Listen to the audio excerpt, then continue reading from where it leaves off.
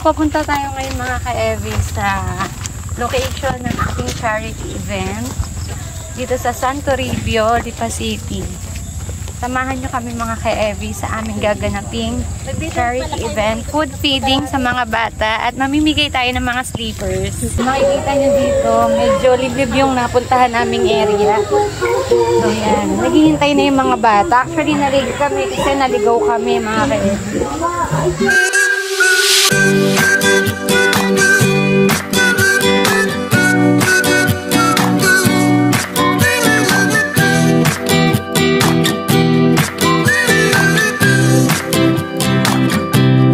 Take me to the place I used. Gutom na ba kayo mga bata? Parang mas malakas sa gutom kaya sa excited na sigaw. Pero ipapakilala ko muna ang ating mga bisita. Ang ating kaibigan, ang ating bisita sa ating ngayon ay ang evidence. So, sabi nyo, evidence? Yes. Ano, nakikilala natin sila kung sino, ano ba? At ano ba yung ginagawa nila? Pwede bang kumikit muna tayo saglit para tayo ay makapag-pray, okay? Panginoon po namin Diyos, maraming salamat po na ay mabaon po nila ito sa kanilang mga paglaki. Maraming salamat din po sapagkat ginawa na po kami isang kapan upang sa isasagawang charity event na ito. Ang lahat ay magalang na po namin hinihiling sa pangalan po ni Jesus na siya lamang po namin dakilang tagapagligtas. Amen.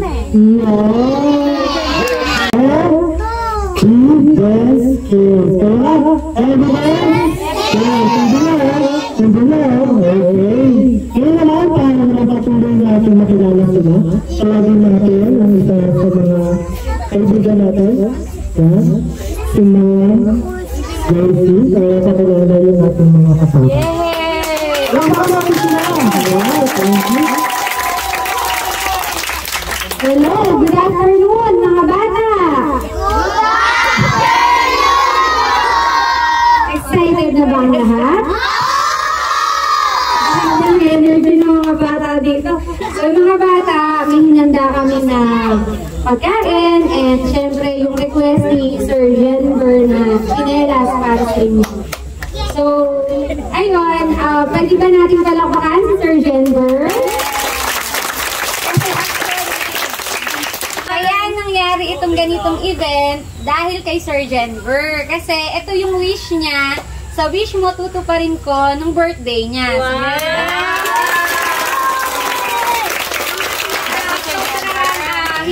Hindi para sa kanya yung kanyang wish, kung hindi para sa inyong lahat. Wow! Kaya natupad yung ganitong event. And yun nga, sa tulong ng Evidence Cares, ng charity ng company namin, kaya naisasagawa namin itong ganito. And actually, first time namin itong ganitong food feeding program and yung pagbibigay ng chinelas. Kasi ito yung request ni Sir Jenber. So yun, I hope na ang bawat bata na nandito ay maging masaya. And nakikita ko naman sa inyong mga mukha na talaga excited kayo. So first time niyo bang magkaroon ng ganito? Sobrang natutuwa ako kasi sobrang deserving nila na mabigyan ng blessings from Evidence. So palakpakan niyo. Lahat ba kayo ay marunong mag-tinto? Dahil yan, mag-retin yung dance challenge. Ikakatugtog kami nila sa list. So dapat, alam nyo ang hindi nakakasagay sa music ay tanggal na. Tayo kayo lahat! Tayo kayo lahat! Kasi meron talaga medyo bulinggit, ano? Bulinggit. Siguro i-separate natin sila. Sila.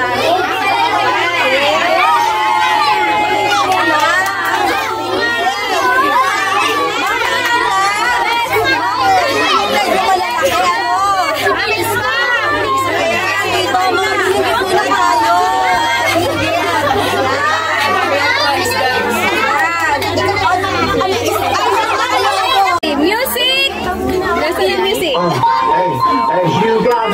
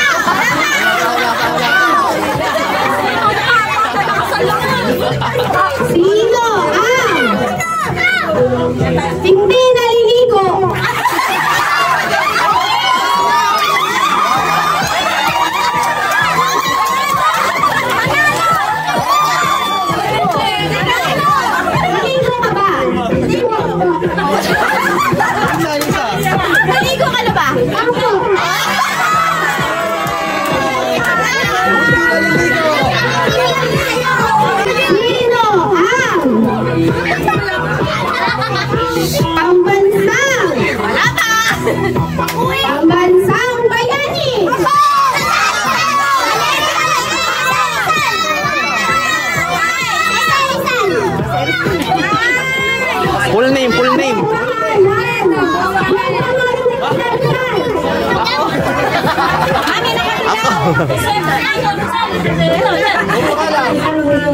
Bosa man design?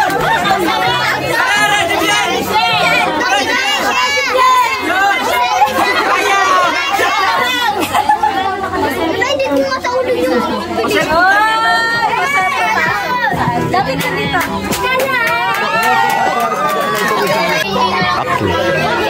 So, nalagay na kayo lahat. Tapos na tayo sa ating kalaro.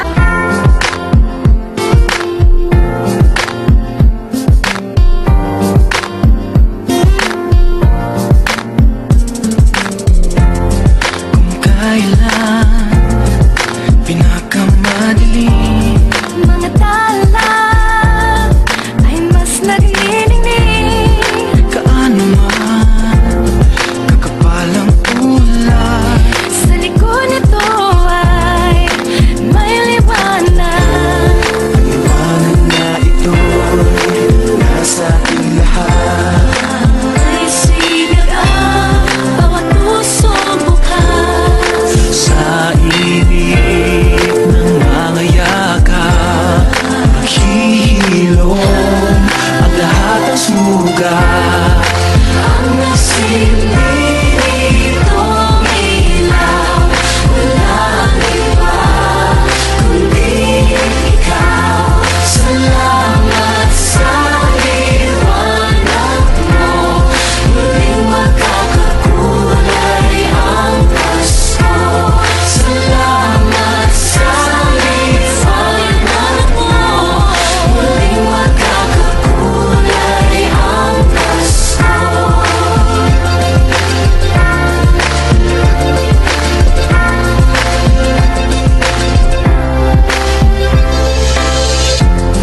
Tayo ang ilaw sa madilim na daan. Pagkakabit-bisig, lalong higpitan.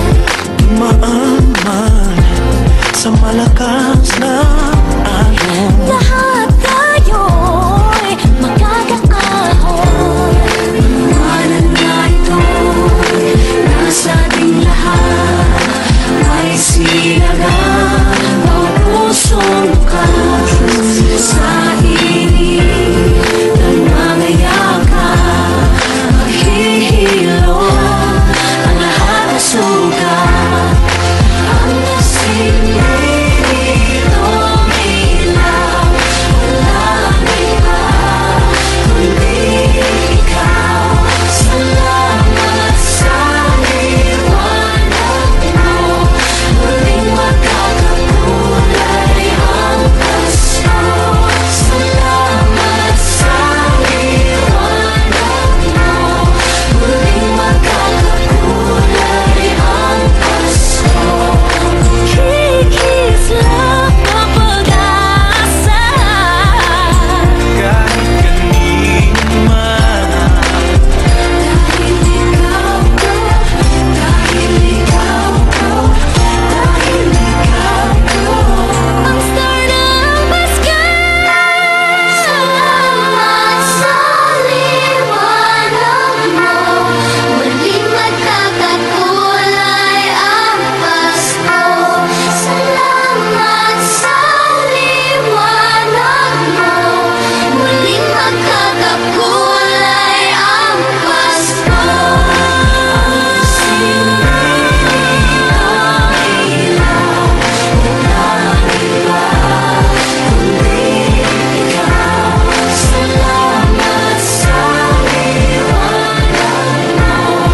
Salamat, Evidence Care. Thank you. Sobrang salamat po. Malaking tulong. Yes.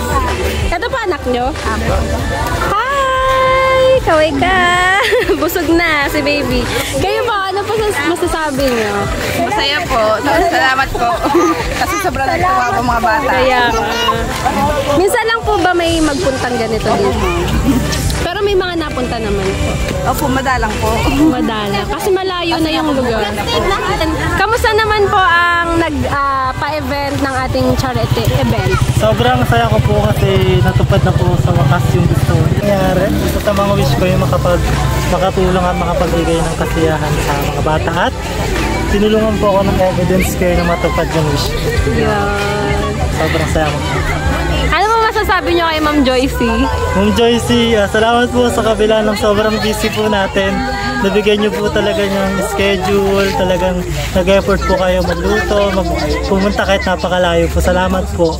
Sobrang solid po. Salamat po. Anong masasabi mo at first timer mong nakasama sa ganitong charity Siyempre po masaya. Marami pong batang siyempre ngumiti dahil sa chinelas na pinamigay natin. Tsaka sa mga foods po, yan, plus din yung mga foods natin. Yun po. Masaya ang first time kong sumama na. Ulit ka ba? Ulit Yes ka ba? naman, ma'am. Yes naman. Go tayo dyan. Charity event ni Evidence Cares. Yo. Experience mo sa Evidence charity event? So ayun guys, sobrang saya ng charity na to kasi naulit-ulit yung mga nangyari like nung sumasali ako sa mga organization like mga voluntary seal. So ayun guys, sobrang happy ko ulit na mapasama sa Evidence Care na bigayan ng chinelas. Ayun. So thank you po Ma'am Joycey and yung sa lahat ng bumubuo ng Evidence. Ayun, thank you po. And naging part po ako ng MacJoy and Evidence family. Yun lang. Yes! Very happy na naging part po ulit ako ng charity event ng Evidence Cares dahil sa pamamagitan po nito ay nakakatulong po kami sa mga batang katulad po niyan, sobrang hirap po ng kumbaga ng transportasyon sa barangay hall, sobrang layo po talaga at masaya po ako na nakilala ko po ang Evidence at nang sa ganun nakakasama po ako sa Evidence. Yun. So yun, natutuwa kami sa mga bata, masaya kami dahil second charity ulit namin sa mga bata, marami kami natulungan sa mga bata. Nasa maliblib tayong lugar, pakita mo nga yung lugar. Ayan, malayo tayo ng bayan. Kahit saan pwede natin suyurin. So maraming salamat sa Evidence Care. So yan, tuloy-tuloy pa rin po yung pagtulong natin sa lahat ng nangangailangan. So yun, maraming po salamat sa inyo. Sa suporta nyo po sa amin, yun lang. Thank you, God bless. Hello mga ka-Evi! So katatapos lang ng aming ginanap na charity event dito sa Sitio Toribio, Lipa City.